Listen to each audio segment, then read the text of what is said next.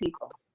I am so happy to introduce our very special guest today and know everyone who has ever heard her and seen her lectures at the library since January 31st, 2001. Okay, considers her a friend as well. Roseanne spoke on the topic cultural diversity that Thursday when she was a professor of sociology at Caldwell College. Now Roseanne is a dean of business and social sciences at Ocean County College. She was scheduled to speak on the topic in May, motherhood, past, present, and future, the week before Mother's Day. But everything, of course, closed down. So Roseanne is now speaking here, and I told her whatever topic she chooses, and I know we will learn and be fascinated, as always, by her talks, which she has given to us twice a year since 2001. So please let us give a very warm welcome to our very dear friend and speaker, Rosann Barr. Thank you all. As always, I really appreciate getting the chance to come visit you. And so we're visiting, albeit in a different way, but I'm happy to see virtually you so that we can have this chat. I miss giving you your flowers for Mother's Day, but as I promised at the beginning, just next year you get 2. So we'll make up for it. And we'll do that motherhood talk next May so that we won't have lost anything. And hopefully by then there'll be a vaccine or better treatments and we'll be physically with each other. So I thought about topics for today, and I thought just to have a nice informal conversation, it might be interesting to look at the new normal and to look at life in a post-COVID world. So I thought we could touch on a few things, everything from the environment to technology to social life to the economy, and just kind of get, a feel for where we're going now in light of all that's happened. So what struck me the most when I was thinking about this, and you can chime in, and please, if you want, we can talk at the end. A lot of what we're doing now is in some ways reminiscent of the past, and a lot of the new normal is actually in some ways hearkening us back in time. And so let's, as we go through each of these things, think about that as a theme running throughout. So I was going to wear my mask today just to make the first point that how we greet each other in the new normal is going to be very different. So I heard people saying, when's the library going to open? Well, even when it does, I'm sure it will be different, right? Usually Phyllis and I give Phyllis a nice big hug and, I shake everybody's hands, a nice kiss. Well, I think those days are gone until we're back to a post-vaccine world. And masks, interestingly, as a sociologist, are now becoming the new fashion statement and the new bumper sticker. So I don't know if you've noticed, but the variety of masks is just tremendous. And I think that they're becoming part of people's mindsets as we go forward. When I said the past is kind of creeping into the present, let me just begin by just sharing a story. When I was a kid, my grandfather, who lived in the Depression, there used to be a little bathroom in our basement. And as kids, when we played outside, instead of going back upstairs, because we had 3 flights of stairs, we just run in the bathroom in the basement. And my grandfather always had on one side of the wall, now mind you, it was a very small bathroom, okay, very tiny, but from floor to ceiling, he had rolls of toilet paper stacked from floor to ceiling in this little tiny bathroom. And when we were kids, we always used to think that was the most ridiculous thing ever. And I always said to my grandfather, what are you doing this for? And he said, you never know when you're not going to have it.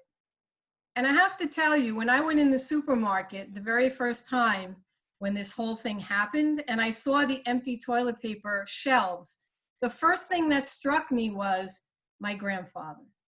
And so I think for my generation and my children's generation, they're experiencing what a lot of people in the Depression went through. This notion of scarcity, don't waste, you might not be able to get all the items you want. And I just use toilet paper, but there's a few select things that you still can't find, even just brands that you're used to having. So just when I say we're in the present, but there's a lot of remnants of the past, that's the kind of thing I'm talking about. The economy. Today we got some good news that even though we have double-digit unemployment, at least it went down a bit. So, you know, we'll see where that takes us. But there have been some positive impacts of COVID as well. Maybe not having makes people appreciate having. So, you know, there is that kind of positive built into it. The environment. Wildlife is thriving, everybody. I have article upon article from all of the national parks. They're seeing pronghorn antelopes that they haven't seen in ages in Death Valley. The bears, the deer, the bobcats, they're all thriving as people have not been allowed in the parks. Pollution, noise pollution is down. They actually measure the earth and how noisy it is. And post-COVID, we've actually seen the earth get quieter. We've also seen an increase in water quality in Venice in particular. I don't know if you've watched it, but they can actually see fish now in the canals. That was not possible before. And so now they're wondering, gee, do we want all these tourists anymore? Or do we want to preserve and conserve some of what now has come? And air pollution obviously is down.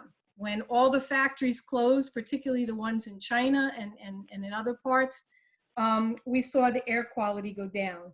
So it's very interesting that from an environmental point of view, we had a moment in time where actually we saw improvement in all those, in all those areas.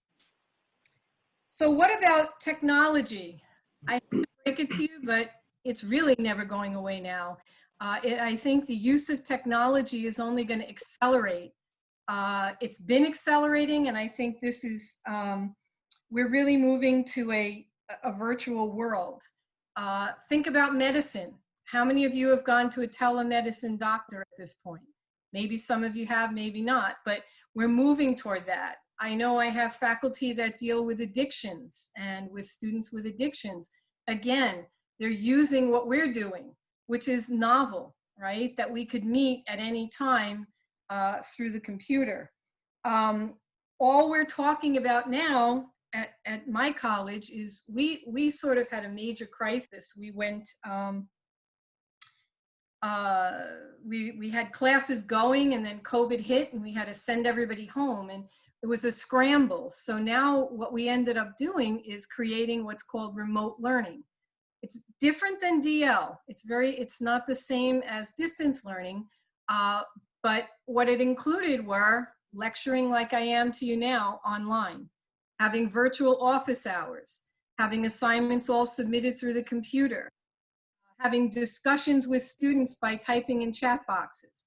So I think what we're going to see is, we had some very creative faculty as well. We had faculty filming how to dance in their garages, and then having students respond and film themselves.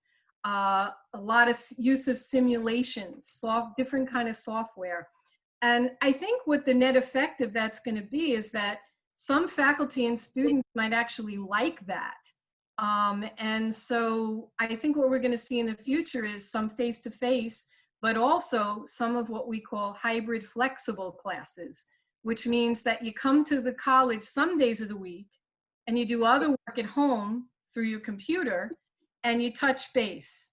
And I think it's going to be where maybe one class, you can do it either face-to-face, or there'll be comparable assignments if you want to do it from home.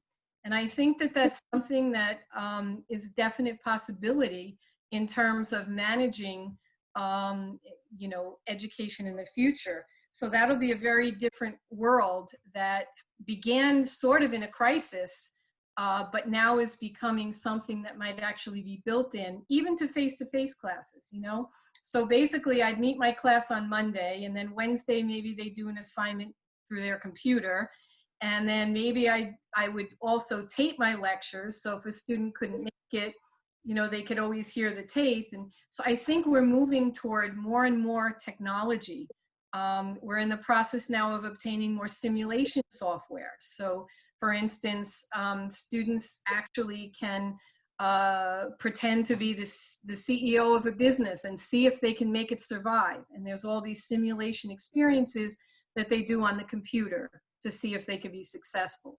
So I think we're moving a lot toward that. And there's been a lot of professional development for faculty, basically to how to incorporate technology, how to minimize plagiarism if people are working through the internet, how to create assignments for a virtual world, how to deal with accommodations of students with disabilities in a virtual world. And there's a lot to it, but I think what we've learned is going to shape us even when we do go back in terms of managing education. So I think we're going to see a lot of change in higher education going forward. Shopping, right?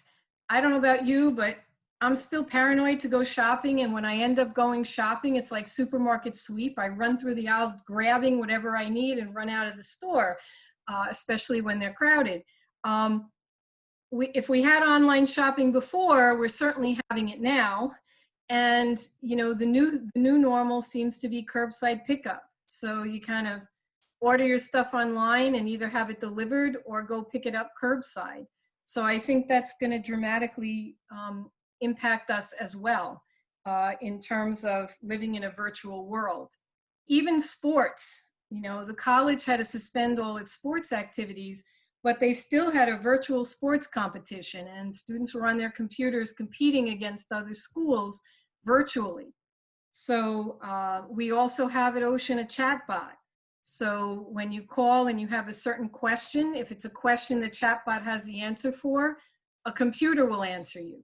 So all of this technology, you know, AI it's called, is really going to be something that I think, like it or not, is going to be a reality. I mean, the fact that we're doing this now is through benefit of technology. And so for some people, even if we do go back to the library, they might want to be able to access it remotely because, you know, maybe the weather's bad, maybe they don't feel as well, maybe they can't physically get there, they don't have a ride. So I think that there are a lot of implications with regard to technology.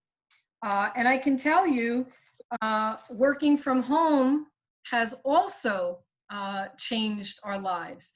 Some jobs have always been work from home, but some have not. And so, you know, the new normal is for parents especially, and I have a niece who is a teacher and has a 2-year-old, and she's going nuts because before, work was somewhere you went, you know, and you were separated from family, but we're seeing more and more convening of family and work and presenting its own unique challenges. You know, I have WebExes with a lot of faculty, with a lot of staff, and you'll see kids running in the background and you'll see, you know, cats climbing on the computer. You know, that's a very different world than the segregated world we lived in terms of you went to work and you separated physically at home. More and more companies now, because remote has worked so well, are actually permanently going remote. So for instance, Morgan Stanley, you're all remote. Many law firms work remote. So I think what's happening is we're seeing that for some people, they actually like working at home, even if it presents additional challenges. And companies are saying, hey, that's not such a bad idea. So that might impact the real estate market. That might impact tax rates if these companies close down and work and all their employees are working from home. It might expand your ability to work in a different state.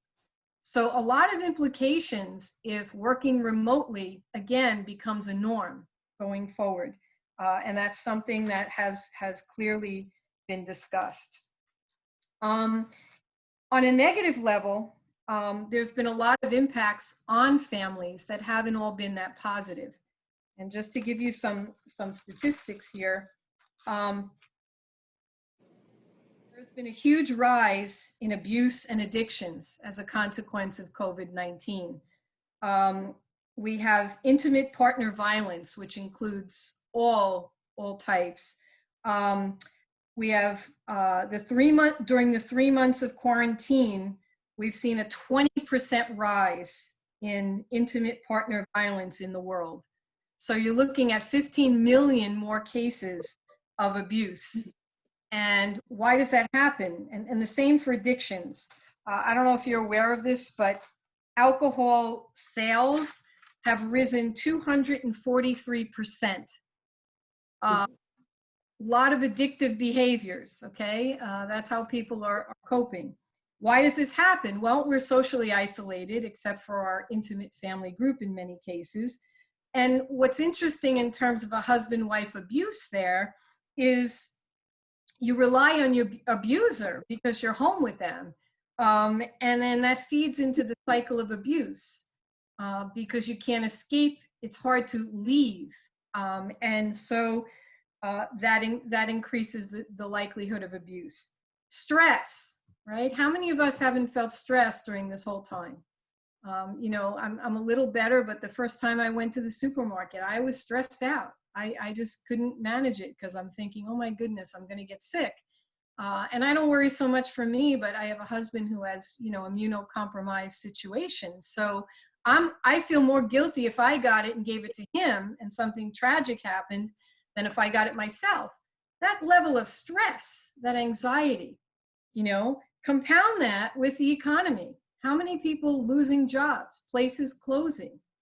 So all of this contributes to interfamily violence. Add on to that alcohol, add on to that lack of resources that some people have, like family support, for instance, and that's what you're seeing. So that's one of the things that we're already seeing with our counseling group and our counseling, dramatic difficulties in terms of family. The other stress is the sickness of family members and the loss of family members. We had one student at Ocean County College that had 18 members of their family sick. They all went to a gathering and they all got sick.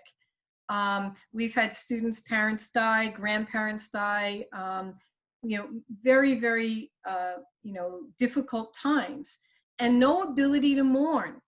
You know, you can't go to the funeral parlor or go to the gravesite or have a ceremony. So some people are doing it online. Some places now are allowing you if you sit 6 feet apart, but it's certainly not the closure that we're used to in our culture when it comes to death. So that's one of the negative aspects in terms of things. We're becoming a less global world and a less urban world. All right, less global because we are more isolated. We're not traveling the way we did. And we're becoming less urban. What we're starting to see is people leaving cities. You know, if they have another house somewhere, they're leaving. If they can work remotely now, they're leaving cities because of the fear of crowds. Although I guess in light of the protests, maybe there's a little second thinking there, because we certainly have had crowds there. But overall, people who can get out of the cities have been. In fact, I'll tell you a story. My daughter goes to school in Rhode Island, and I had to go pick up her stuff when they closed the dorms. And as I was riding up to Rhode Island, when you hit the border, I was asked, it had a big sign, if you don't have Rhode Island license plates, you have to pull off the road and go off the road. So I did. And when I got there, there was a tent with National Guard with guns and uniform, the whole thing. And they interrogated me why I was going to Rhode Island, what my intentions were, and was I planning to stay? And obviously I had the paperwork because my daughter had a certain appointment. She had to go between certain times, and that was the only time she could pick up her stuff. And so I had the paperwork to go through. And I said, what is this about? And what was happening is a lot of people who had summer places in Rhode Island were leaving the cities and they were afraid that they would bring the coronavirus with them. So if you were planning to go to Rhode Island and you were going to stay there, you had to be quarantined for 2 weeks. So because we were going and leaving, we were fine. When we got off the exit where we were pulled over, you could see there were cop cars on both sides. So if you went through and you didn't have Rhode Island plates, I'm sure they would have pulled you over. So just an interesting thing that when, particularly at the peak of COVID, people were leaving the cities in order to escape, potential issues. So interesting thing. Social life. Well, how many of you ever went to a drive-in before COVID?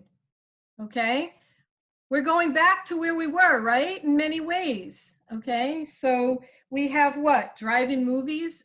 In Astoria, Queen, a diner owner was really smart. What he did is in his parking lot, he set up a big movie and then he served mozzarella sticks to the cars. Okay. So he kept his diner open, but he also was able to entertain people.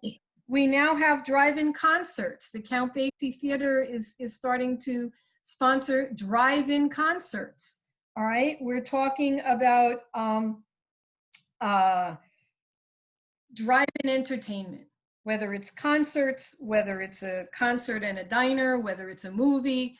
And that's when I say, kind of what's new is old. I mean, that's going back to the days of the drive-in. Other aspects with regard to entertainment, okay? Certainly seeing an uptick in Netflix and Hulu and all those particular streaming opportunities, because people still crave that entertainment, but they have to do it from their home. This is a new one though, parking lot bingo. There's a church in Edison, New Jersey, St. Helena's. They were struggling to keep their school open because they relied on bingo to support their school. So what they did is they invented parking lot bingo. So all the cars lined up in the church parking lot and they had a guy calling the numbers. And if you had bingo, they went to your car and they gave you your prize. So very, very interesting. Religion changing as well in terms of live streaming church services, or having outdoor masses and outdoor services. So again, quite a bit of change in the world that we have. And what about poor single people? What about dating? Well, this is where we're going back in time in some ways also, because we have to be 6 feet apart and we can't go to a bar and meet someone. So what happens? We have to talk to them through a WebEx, at least to start, or a Zoom, right? What's happening? Instead of having all of the distractions of a place, of engaging in something, people are really talking. They're actually getting to know each other more in depth. And they're also knowing more right away whether the person is for them or not, because if you open up a Zoom or a WebEx and we all just sat there, right? Nothing would happen. So you kind of have to talk. And so what they're finding is that the meetings, the first dates are actually more intense, and people are getting to know each other more in depth because all they're doing is talking, all right, as opposed to doing an event or doing something. Online dating stats, we've seen a rise to 39% for heterosexual couples and 60% for homosexual couples now using exclusively online dating to meet someone. We have online dating, online texting, video chats, and Zoom virtual dates. And people are getting pretty creative. They're kind of doing what Phyllis did. I don't know for those of you who can see, but she has a beautiful background. So they're saying, come with me to Italy, come with me to an island. And then they Zoom each other and they put that background up there and then they dress like that. There you go. They have drinks. So it looks like you're really, and I don't know, Phyllis has somebody with her fishing over there. I don't know. Lenny, come over here. Is that Lenny fishing? Wait a minute, Lenny, can you see down here? But actually, so there's Phyllis and Lenny. Hello.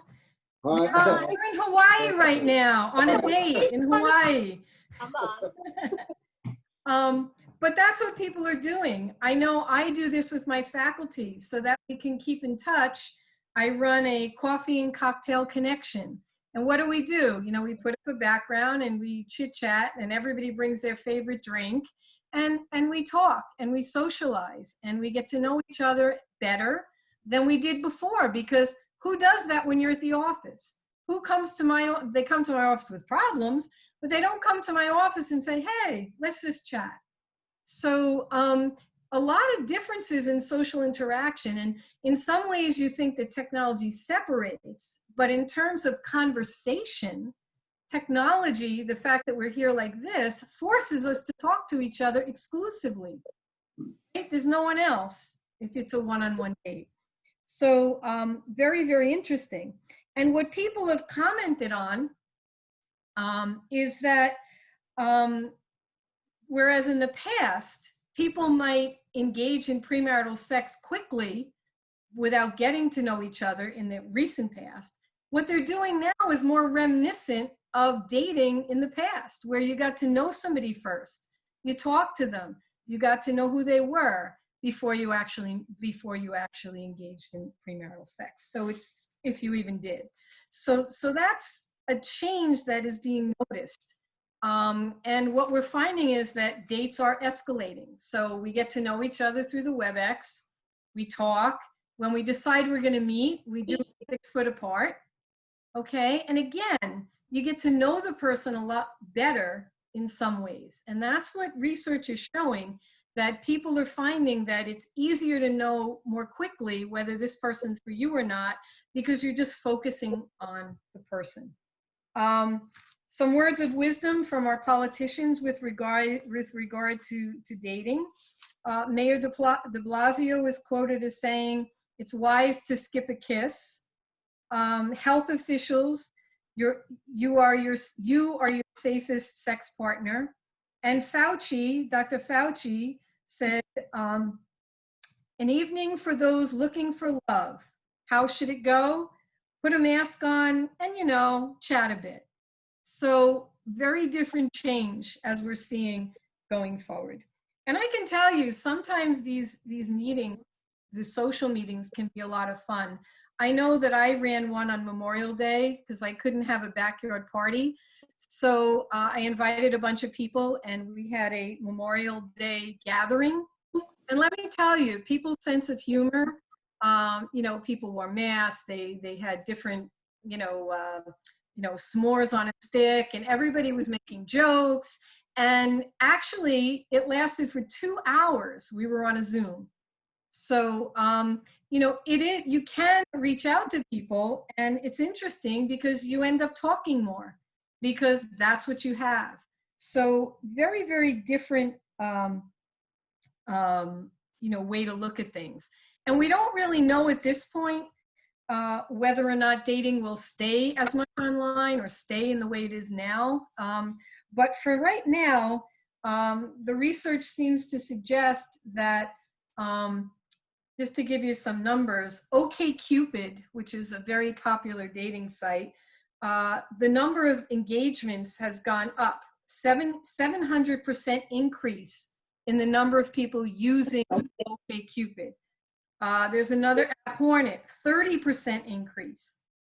And Tinder, which is another big one, reported it saw more engagement of people in terms of, you know, using their app on March 29th than on any other day in its entire history. On March 29th, 3 billion people swiped to connect to people. So people are reaching out, albeit they're doing it differently. They're doing it through apps, they're doing it through videos. And just so you have another perspective, Match.com, 69% of singles said they were chatting, talking before, 69% were chatting and using video in order to deal with the dating experience. So very, very different kind of ways to do it.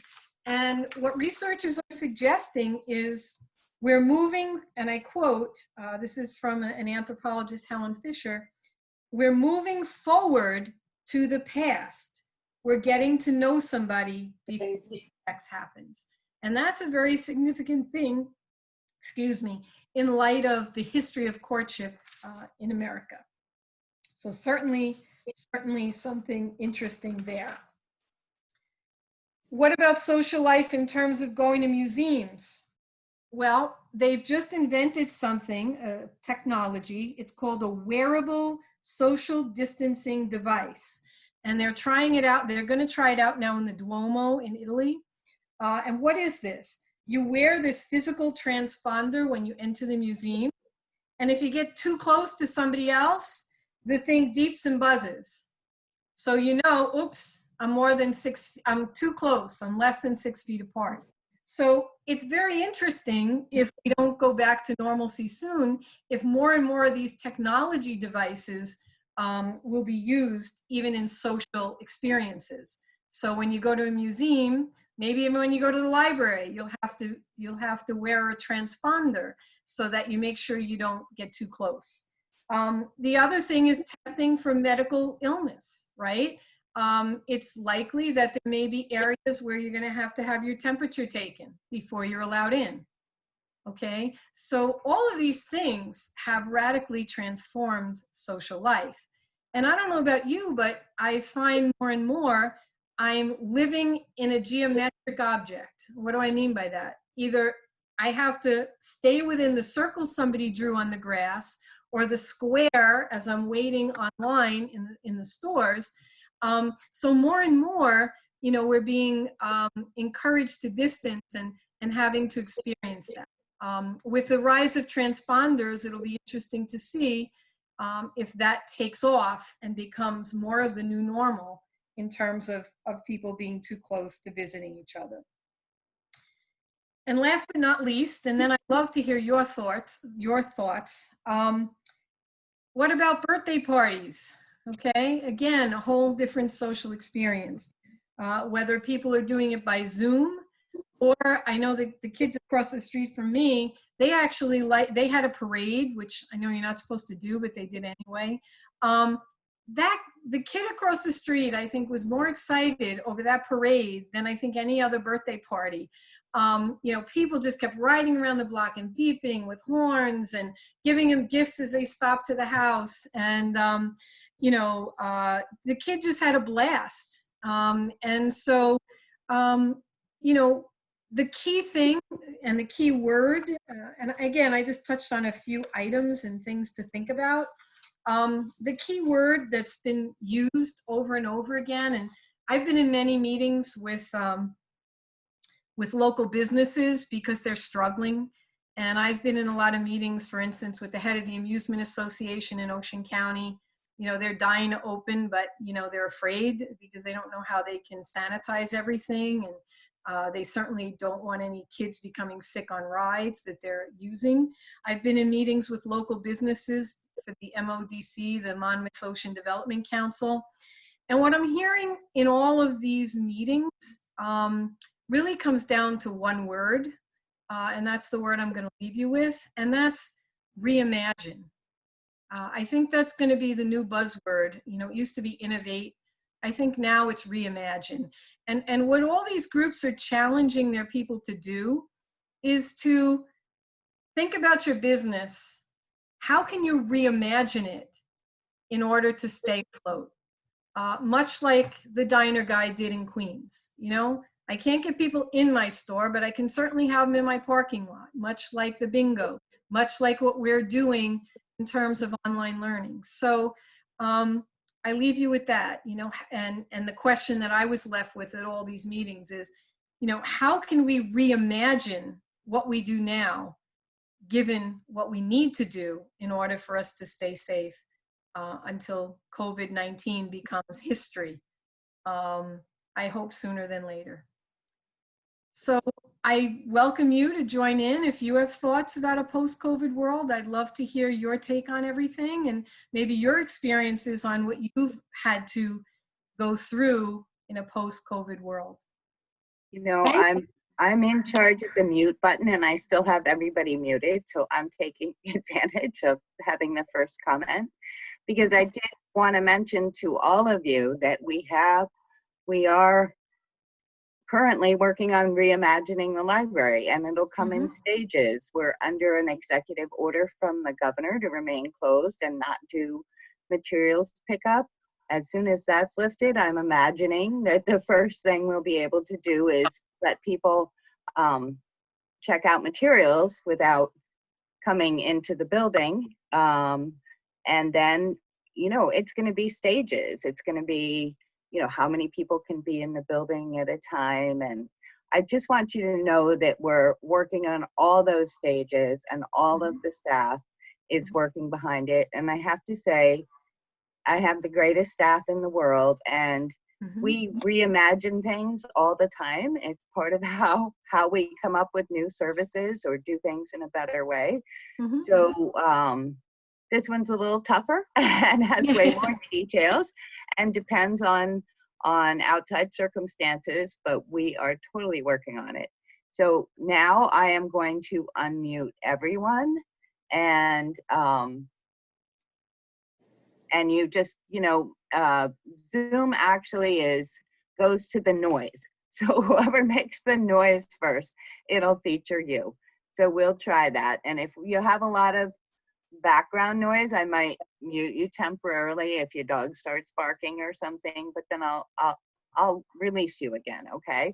It's just so everybody can hear what is going on. And thank you so much. That was a really interesting conversation. I love the thought of going, you know, how much of it reverts back to the past too. It gives the context that I like. Yeah. So I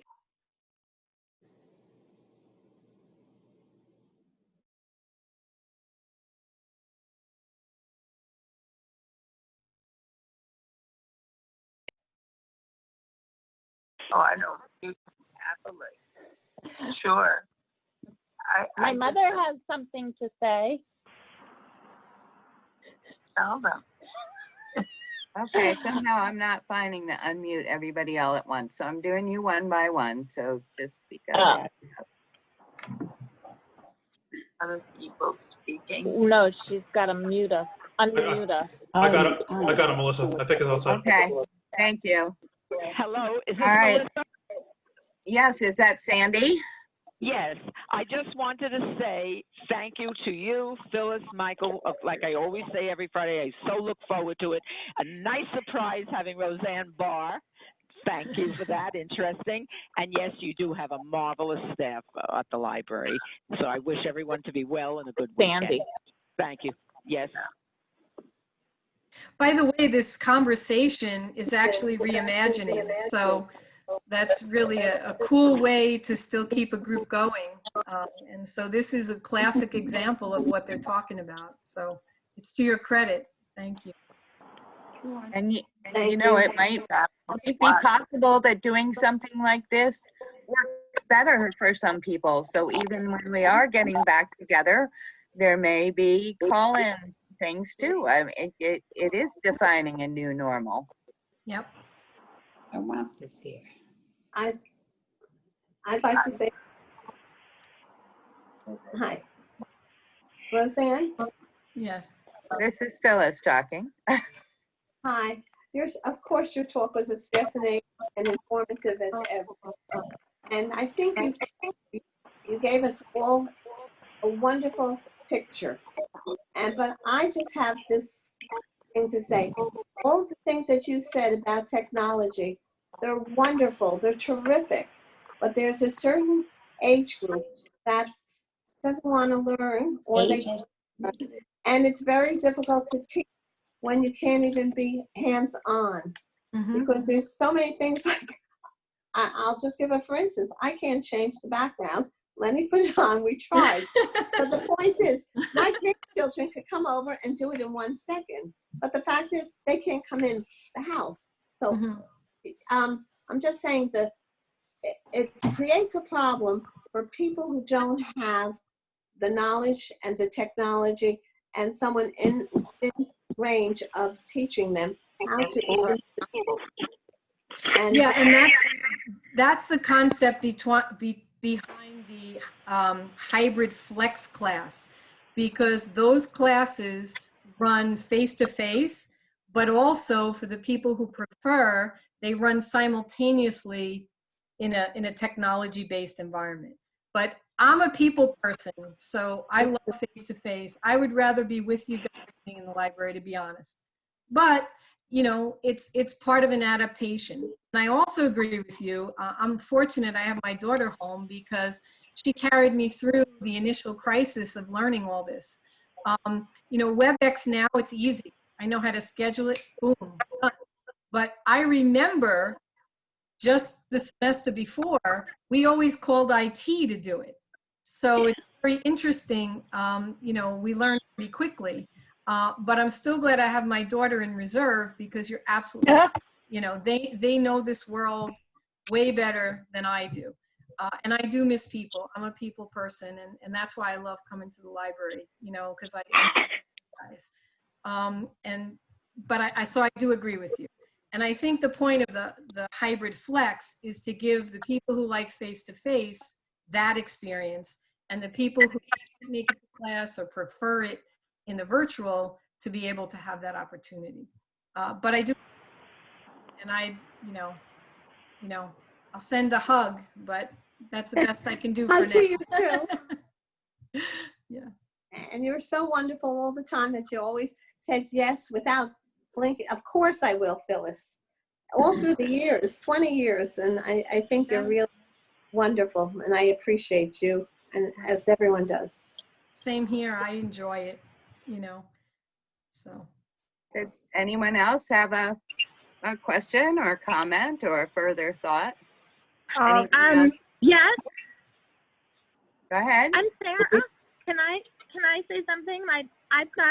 So my mother she was loving the lectures at the library.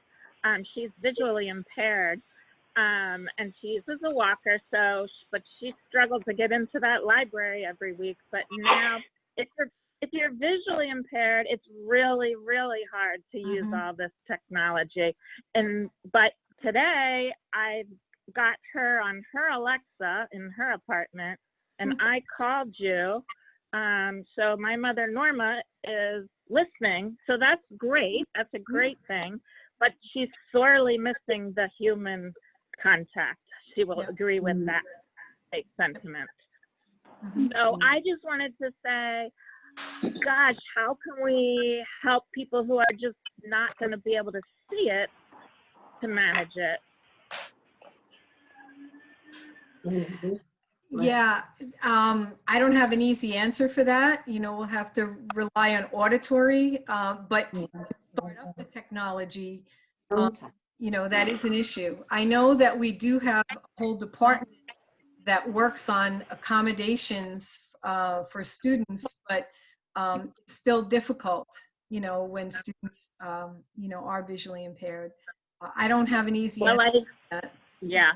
I also highly recommend the Alexa. It's been a game changer it's so easy for my mother. She just has to start talking, and she loves to talk. So anyway, that's Good. Yeah, that's Thank great. you. And that's Roseanne? Hello? Go ahead. Yes.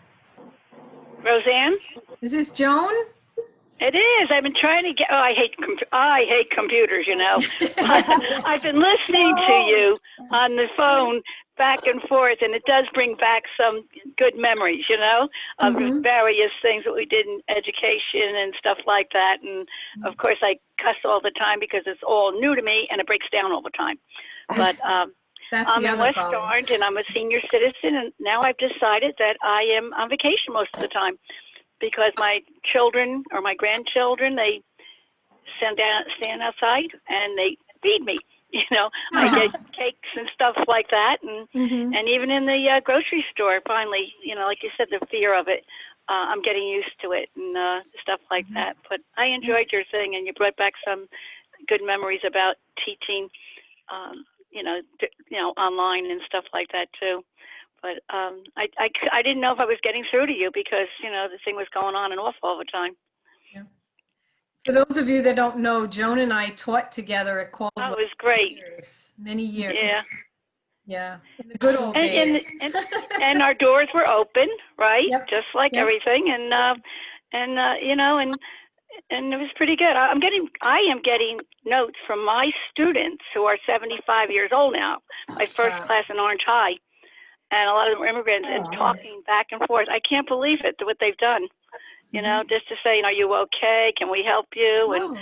That's nice. And thanking us for when, their younger years about what we were all about and how people helped and everything. So it's pretty neat.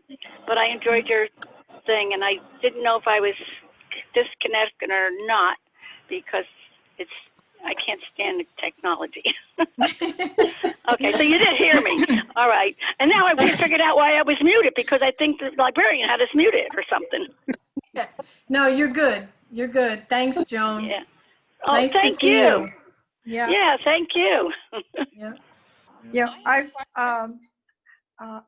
I wanted to make a comment really more than the question is I remember the Second World War, and I lived in the District of Columbia at that point, and we fully expected we might get bombed. I mean, it was not, it was more, most of the rest of the country, I think the Second World War was a little bit different. But yeah. I find that I'm using skills that came from that era.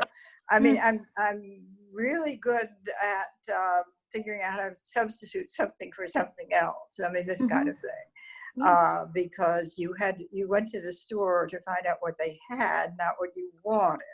Yeah.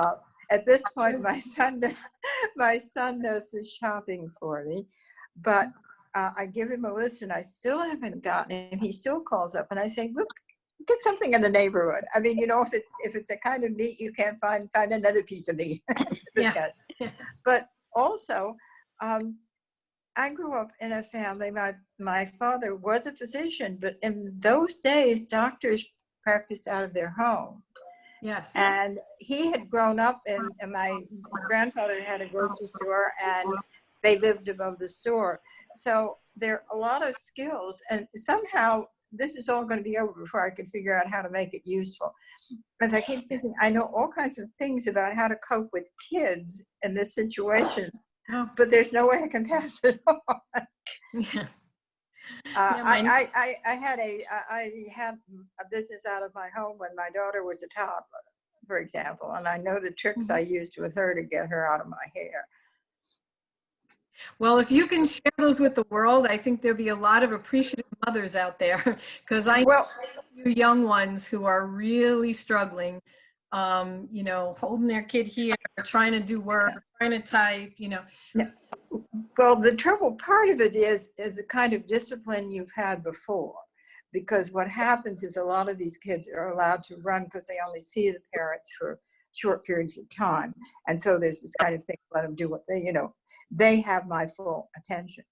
But basically what I did was I gave her projects to do. And sometimes, I mean, by the time she was 4, she was actually helping. She doesn't know it, and it's probably against the law. But like, I had to have things collated. She had learned, you put them in the order, because she couldn't read. But she loved, for an hour, she would sit and collate papers, for example. Like a 15-page paper was great. If you had 20 copies of it, she loved it. That's a great idea. And then you get your work done too. Yeah, well, see, the thing is that exactly. She was quiet. She was doing some work. I was getting what I needed to be done that she couldn't do, or this kind of thing.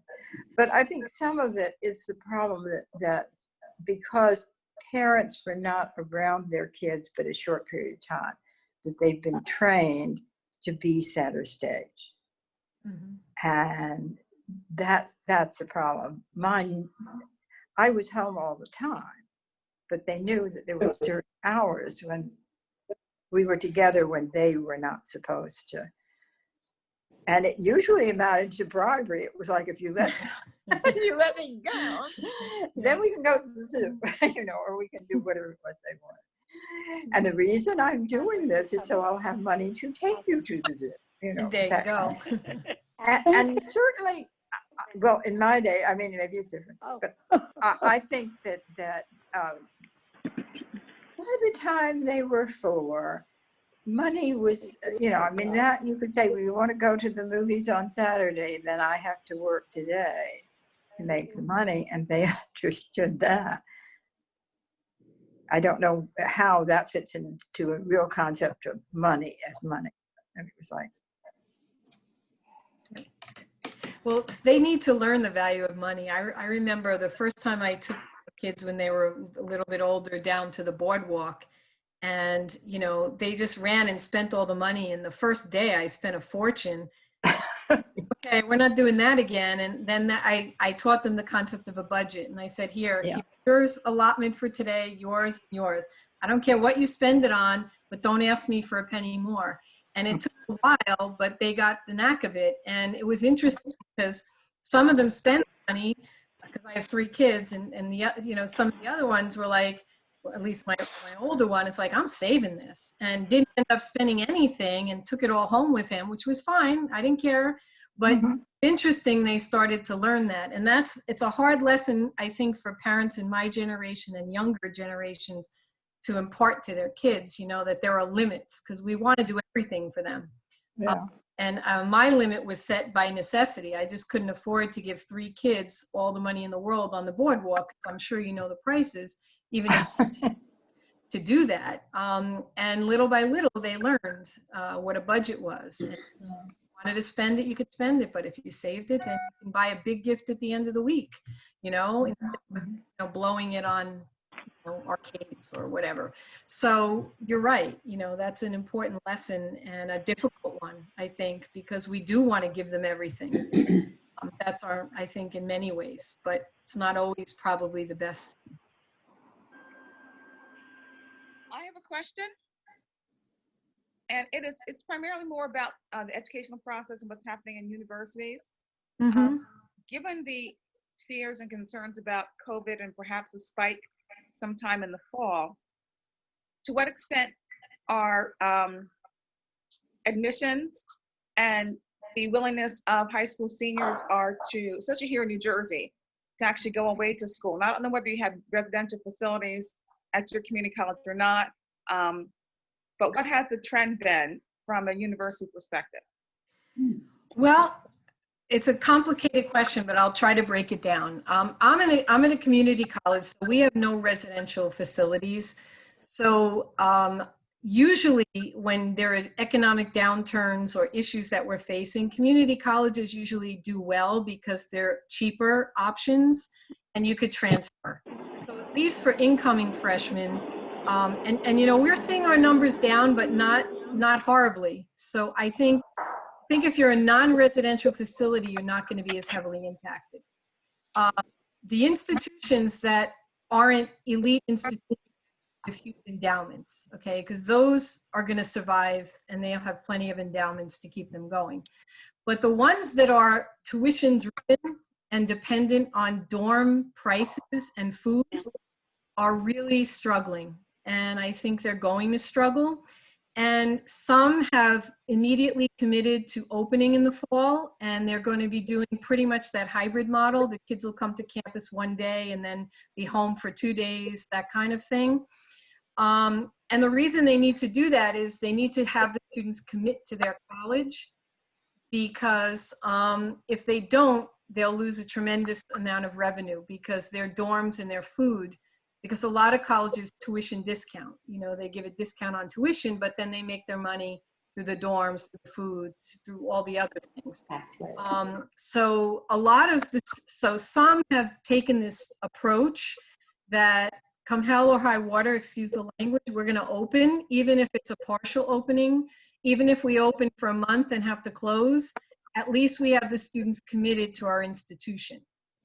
Some are taking a more cautious approach and are trying to enroll students by saying, we intend to be open. which is a caveat, because then if they can't open, they intended to, which they are.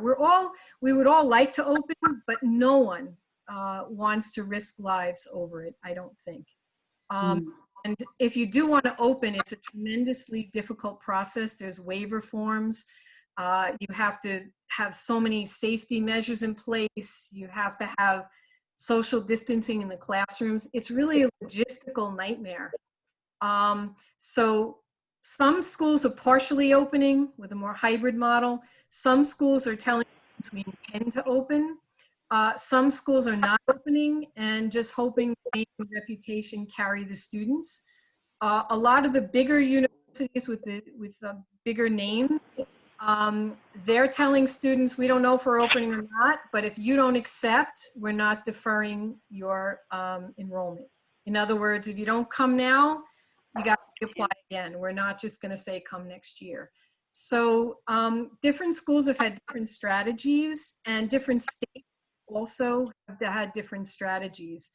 You know, I think at Ocean we're looking at probably remote, but with some courses, some select classes that are difficult to do remotely, staying open, but I don't know that for sure. It's all in discussion. But in order to open, as I'm sure the library knows, you have to follow all these guidelines and make sure that you're meeting all of these safety standards. And for instance, we have some classrooms that have 30 students, 35 students can fit. If you have to make them 6 feet apart with the space in the room, you're looking at a class of 6. So it's not necessarily feasible to run a class like that. You know, whereas we have labs where, you know, some of the stuff can't be done at home, where it does make sense to try to spread them out over multiple labs, because you don't want to have organic chemistry at home and blow somebody's house up. So, I mean, let's be real, you know, they're working sometimes with chemicals that have a danger factor. So, you know, different colleges are facing the challenges in different ways based on who their students are and how their financial structure is, whether they're tuition driven, whether they have a dorm and a food service that they rely upon for income. And I think it's too soon to call what the impact's going to be. I feel sorry for students in the mix of this. I mean, my daughter has no choice. She's in her last semester, so she has to finish her last 30 credits in Rhode Island. So whether they're remote or face-to-face, that's her choice. But new incoming freshmen who can go to a community college, work from home, do a remote class, and then transfer it, they do have to make that decision of whether they take a risk in going to the school of their choice, or if they choose a different option. So it is a financial issue for colleges, and some are going to face with a lot more difficulty than others. I know NYU is not deferring, so if you don't go, you don't go. I believe Seton Hall is opening in a hybrid model with certain classes on campus. And I believe, I want to say, quote me, is not opening. They're staying remote. So, you know, each college, we're all struggling with it, and all the colleges are actually working together to try to come up with solutions to how do we manage social distancing, ensure safety, but also open. And that's a very difficult, as I'm sure the librarian, you know, Melissa can tell you. I mean, there's a lot of considerations of how you're going to manage this and meet all the guidelines, you know. So it's not an unwillingness to open, it's a how do we do that?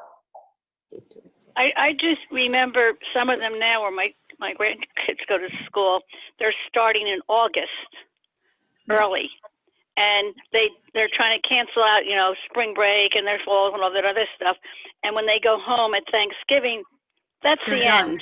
Don't come back, because we don't know what you were exposed to, and take your exams online like that.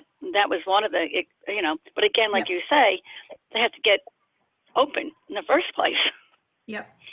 To do that. And nobody knows what the impact of the riots is going to be, you know. Yeah. Clearly there have been crowds. They haven't had social distancing. Already the Missouri Barr that had all those people partying on Memorial Day weekend, somebody now has COVID. So who knows how many others who are in that same pool are going to be impacted. So we don't really know if it's going to resurge. But I know for my son, it was actually a doctor in Philly in the ER, that if the flu season and COVID coexist, we're going to have another difficult time in terms of managing caseloads. So hoping that the flu season isn't as bad this year and that the COVID does wane and not resurge. But there's too many, I keep trying to pin down my son. So can we go back? Is it going to be safe? And there's just too many variables. And different states have different policies, so it's hard to predict, you know.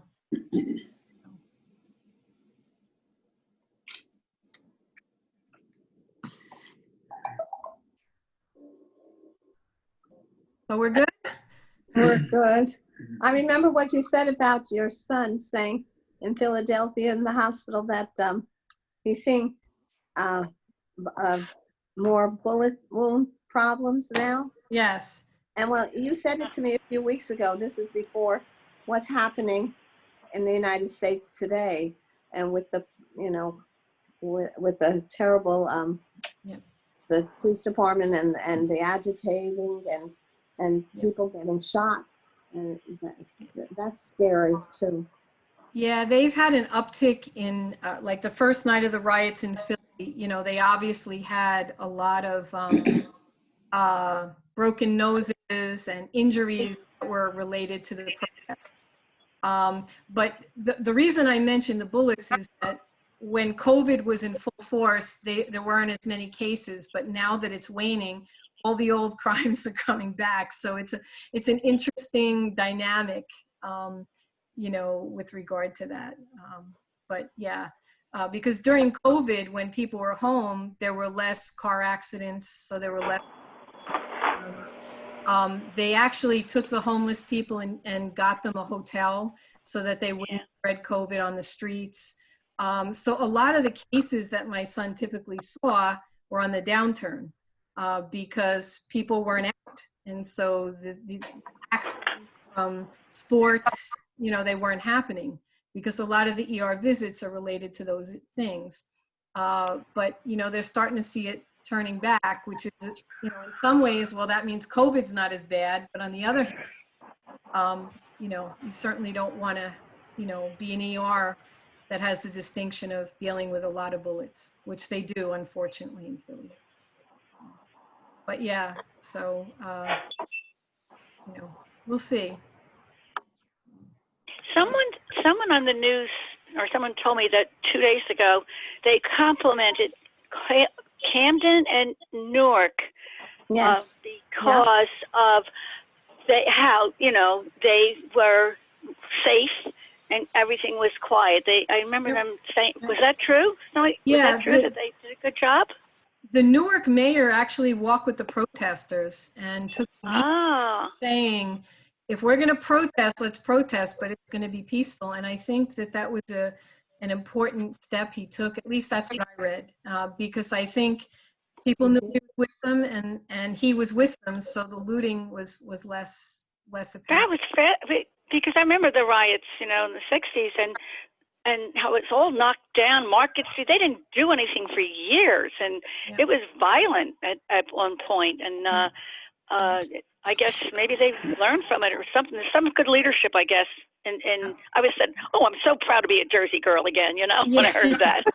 Really? Because I mean, I did grow up in Newark for a little while, you know. Everybody did because we were immigrants, you know, and stuff like that. But so it was true. See, hats off. I think Trenton got it, was the city that got some of it, but you know, you know. Yeah, and it's you know, there are some good things around here, I guess, and you know, it works that way. But well, okay. Well, it's interesting because the economy of COVID now compounded by the stores that were looted and destroyed. So that's it. Yeah, hurt the recovery as well. for the store owners who lost doubly. You know, they had to close because of COVID, and now their store is looted. So it's a problem. On the other, and it's an optimistic moment for African American rights and human rights. So. But it is, and I felt sorry. There was one picture, somebody, and then the man was, they didn't have to break in and steal his stuff. That, you know, people are frustrated, but and then the neighbors came out and friends, and they locked it up and they tried to restore it, and you felt sorry for some of these people. They do work hard, and this is, well, I just feel that people will figure it out, like, you know, this too will pass somehow or another. And it'll stop, maybe. And hopefully it's a step forward. Yeah, it is. As Roseanne just said. I just want to go back to Newark for a second, because I know a lot of you did, like Phyllis, grow up in Newark. Yeah. Yes. And the city has been moving forward. And I was speaking to the Newark Library director the other day, and he was talking about how very effective the mayor has been. Yes. And how they work together, and that's how change happens, is when everyone is working together. I can't develop safety protocols without working really closely with the village. And he was talking about how the Newark Library director, how they take on the program in Newark of feeding kids lunch, the kids who get free lunch, and they do that out of the libraries all during the summer. And so he was working with the mayor's office to set it up so they had the right branches open so that they were serving all the kids who needed it. So this whole idea of collaboration moving forward, I would like to put forth as one other thing. I mean, maybe, I think we had gotten away from that maybe a little bit, so maybe that's a return to the past, but I think it's actually a step forward. But I want to thank Roseanne. We kept you overtime. Oh, that's okay. And I appreciate that. And I'll let Phyllis say goodbye to everyone. Thank you. Thank you. All right. All right. You have a good time. All right. Be safe, be healthy, and be happy. Okay. Thank All you right. so much. Thank All you, right. everybody. Bye. Thank you, Roseanne. Bye. Thank Phyllis. you. Thank you. Aloha, Phyllis. Thank you. Aloha. Have a great weekend. Aloha. You take it.